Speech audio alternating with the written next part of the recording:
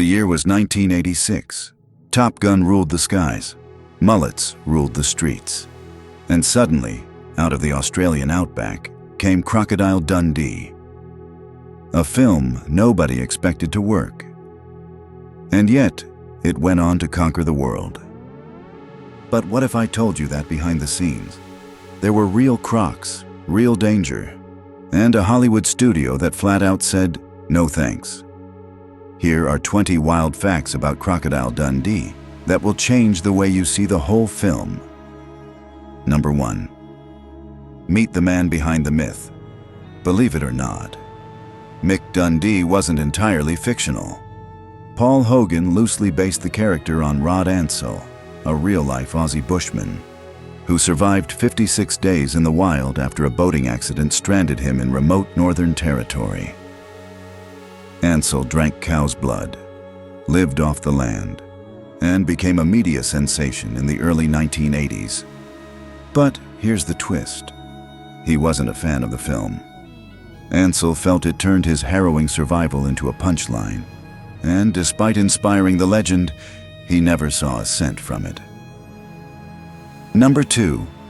Same movie, different flavor. Crocodile Dundee actually came in 2 versions. One for Aussie audiences, and one for the rest of the world. The original Australian cut was packed with thick outback slang and local humor. So much so that American studios worried international audiences wouldn't understand it. So they trimmed some of the more Aussie expressions, toned down the slang, and even tweaked a few lines for clarity. It was still the same Mick Dundee, just with fewer bloody rippers and a bit more, hey buddy. Same plot, same charm. Just one had a translator baked in. Fun fact, there were even talks of dubbing Paul Hogan's voice entirely for the US release. But Hogan stood his ground, insisting that Mick's Aussie accent was the whole bloody point. Luckily, he won. Because let's face it, without the g'day mate and rough charm, it just wouldn't be Crocodile Dundee. Number 3. The title got quotation marks in the US, but the edits didn't stop at the dialogues. In Australia, it was just Crocodile Dundee, but US marketers thought Americans might assume Crocodile was his first name. So, they added quotation marks to it, to make it clear it's a nickname. The result? A small punctuation tweak. That somehow sparked a surprisingly big marketing fuss.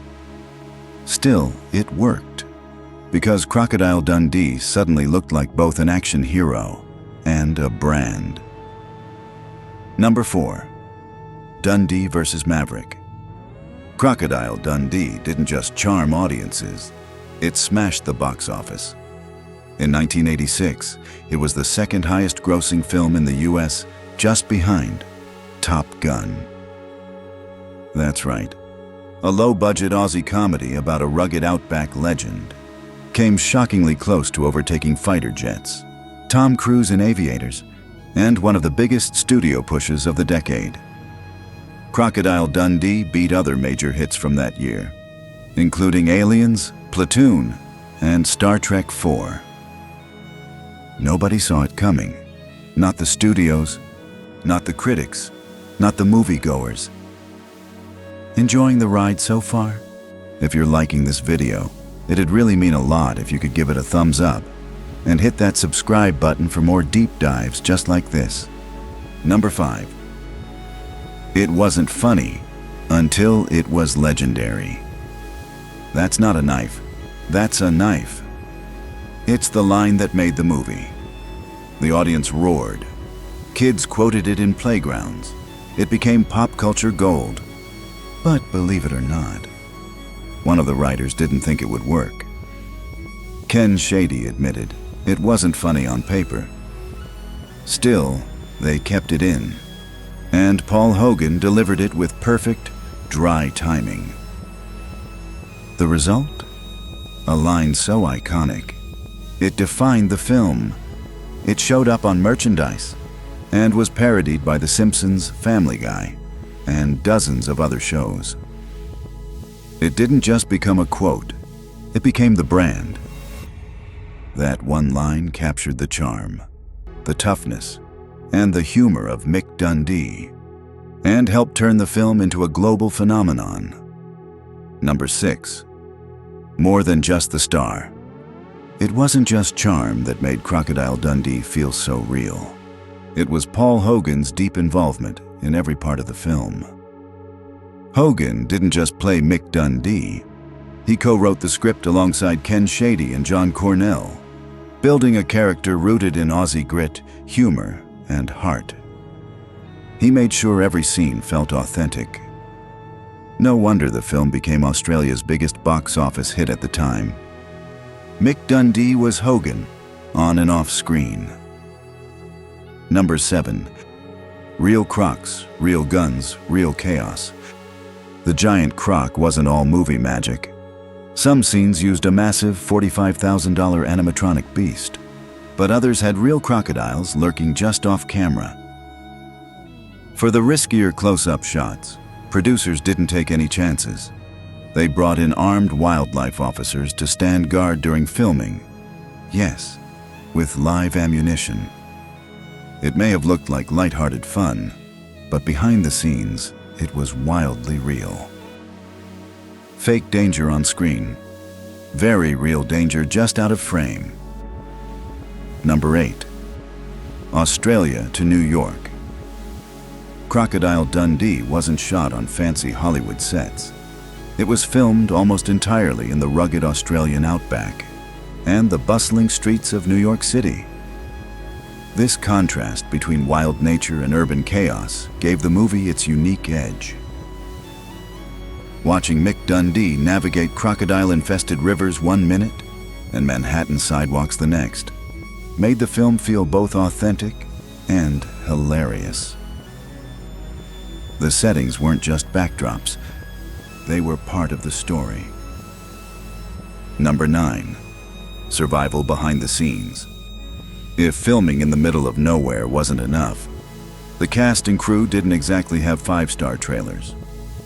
While shooting in the Australian outback, the team slept in tin huts with no air conditioning and very real bugs.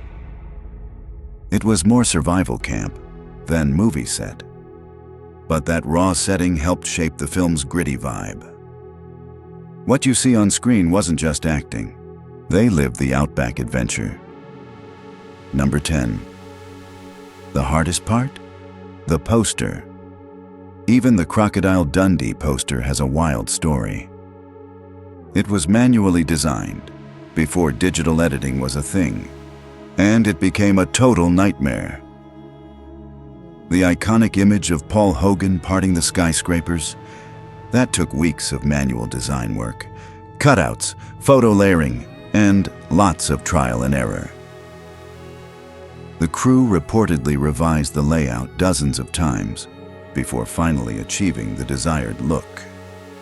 That poster became one of the most recognizable movie visuals of the 80s, and all without Photoshop.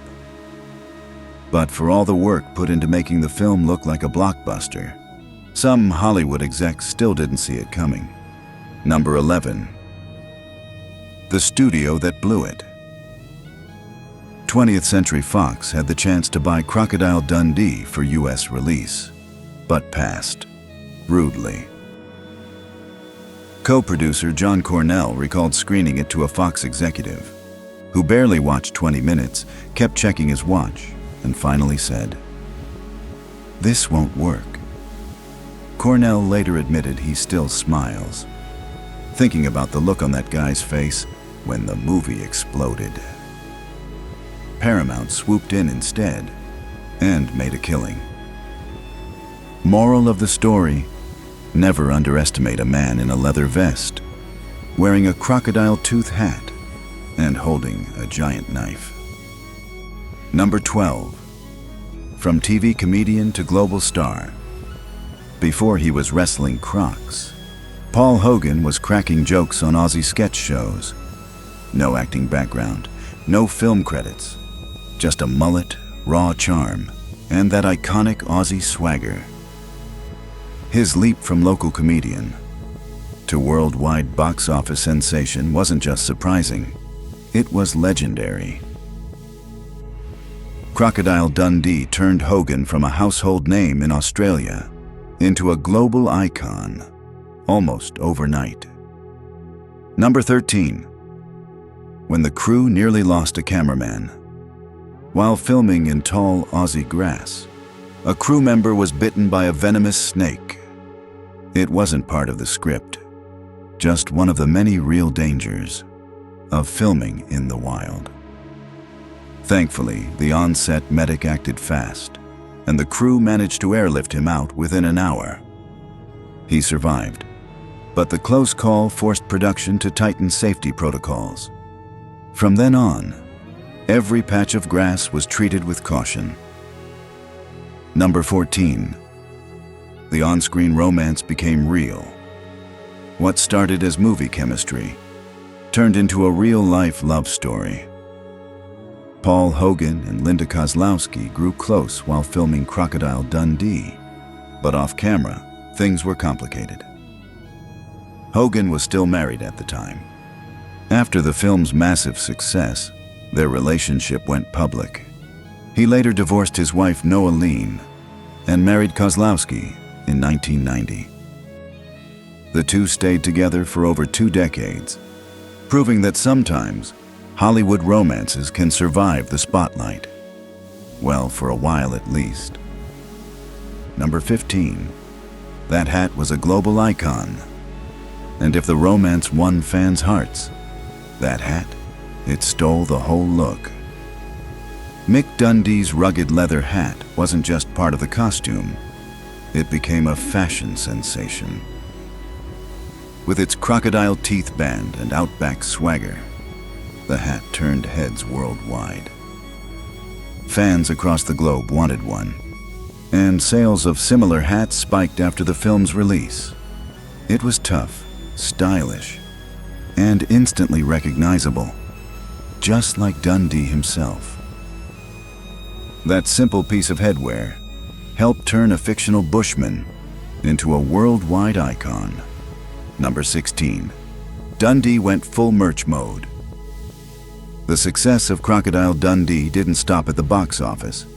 It kicked off a full-blown merchandise frenzy. From mixed-style hats and action figures, to branded t-shirts and novelty knives. Plastic, of course. Everyone wanted a slice of that outback cool. Dundee wasn't just a movie character. He became a pop culture icon, stamped across shelves, lunchboxes, and wardrobes. Not bad for a bushman who wandered onto the world stage in boots and a vest. Number 17. In Excess meets Dundee. Before Crocodile Dundee became a global smash, Australian rock legend Michael Hutchence, frontman of In Excess, saw something special and backed it financially. At the time, In Excess were skyrocketing, with hits like Need You Tonight and Never Tear Us Apart. Hutchence's early investment helped bring the film to life. It was Aussie icons, supporting Aussie cinema, and it paid off, big time. Number 18. When the third time wasn't the charm. Crocodile Dundee wasn't just a one-off hit. It became a full-blown trilogy. Crocodile Dundee 2 was also a hit, but the third film, not so much. Reviews were rough, the humor didn't land, and the box office response was lukewarm at best. Even Hogan admitted it wasn't his finest hour. Sometimes legends are best left in the outback. Number 19. Tourists wanted their own Dundee adventure. Crocodile Dundee didn't just conquer the box office. It put Australia on the travel bucket list for millions. After the film's global success, international tourism to Australia skyrocketed. Fans wanted to explore the wild landscapes, the rugged charm, and the laid-back culture they'd seen on screen. From the outback to Sydney, Everyone wanted a taste of Mick Dundee's world. Number 20. The box office legend. Crocodile Dundee wasn't just a surprise success. It became a cultural phenomenon. It was the highest-grossing Australian film of all time, raking in nearly $330 million globally. No Australian film has topped it since. Not Australia, 2008. Not Mad Max, Fury Road. Nothing else. Nearly 4 decades later, Crocodile Dundee still holds the crown. Does the film still hold its charm with new audiences today? Let us know your thoughts. So there you have it. Crocodile Dundee, part comedy, part chaos, and all legend. From real crocs and rejected deals, to a box office beast, this wasn't just a movie, it was a wild ride. Did any of these facts surprise you? Got a favorite Crocodile Dundee moment we missed? Drop it in the comments below. If you enjoyed the ride, please give it a like and hit subscribe. See you in the next one.